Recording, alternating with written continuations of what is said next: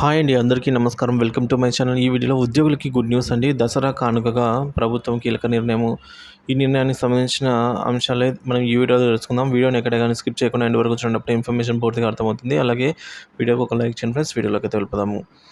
Friends, ఇక విషయానికి వచ్చినట్లయితే దసరా పండుగ వచ్చిందంటే చాలు ప్రభుత్వ ప్రైవేటు ఉద్యోగులకు ఎంతో ఆశగా బోనస్ కోసం ఎదురు చూస్తూ ఉంటారు. కొన్ని కంపెనీలు తమ ఉద్యోగులకు భారీగా బోనస్లు ప్రకటిస్తారు. కొన్ని కంపెనీలు అయితే ఒక నెల జీతాన్ని అదనంగా ఇస్తారు.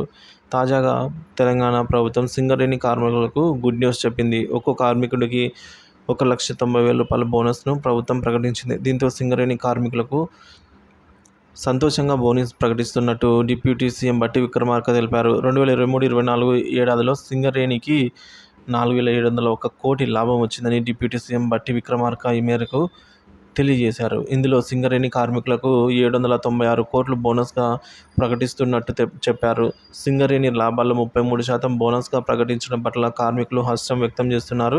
గత ఏడాది కంటే 20,000 అదనంగా బోనస్ని ప్రకటించామని, సింగరేణి చరిత్రలోని తొలిసారిగా ఒప్పంద ఉద్యోగులకి కూడా బోనస్ను ఇస్తున్నామని అయితే ఈ మేరకు ప్రభుత్వం తెలిపింది ఫ్రెండ్స్.